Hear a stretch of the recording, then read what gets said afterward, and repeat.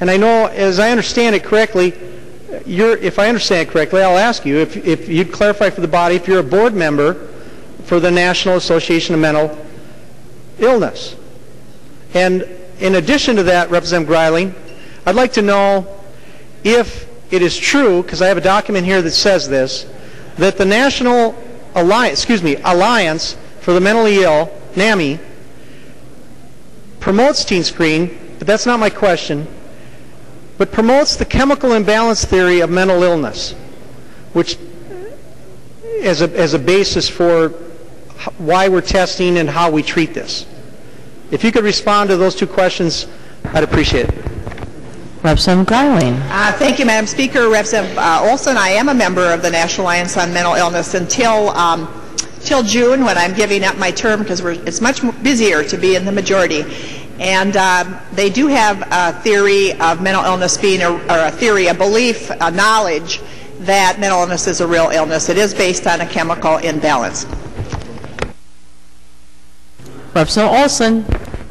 Thank you, Madam Speaker. I appreciate that clarification.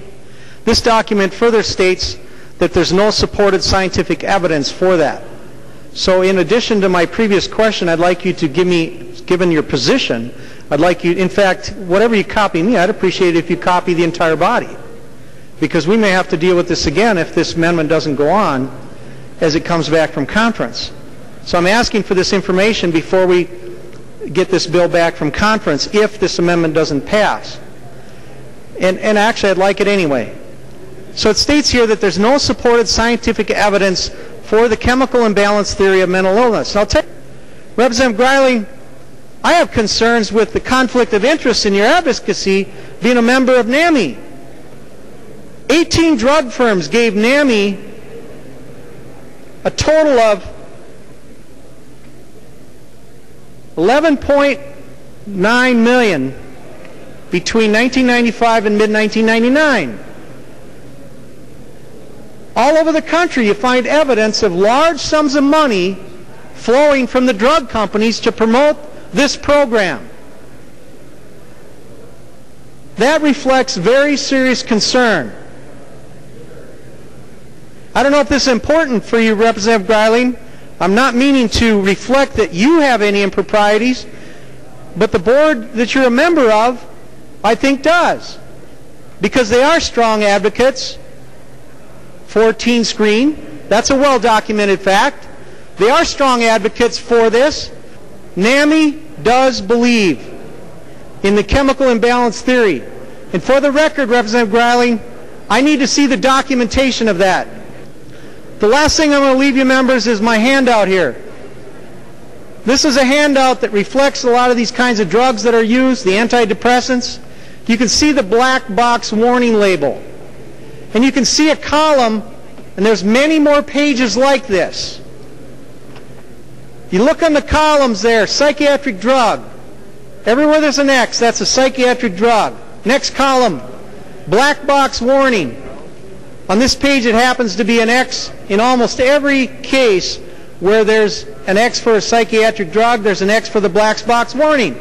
Now go one column over. Not approved for children under 19. And then go one column over. Reactions, death, death, death. Completed suicide, completed suicide, completed suicide, suicide, suicide, suicide, death, death, death. What is this? Representative Greiling, with all due respect, you're acting like this means nothing. Like you have no reason to respond. I'm so sorry.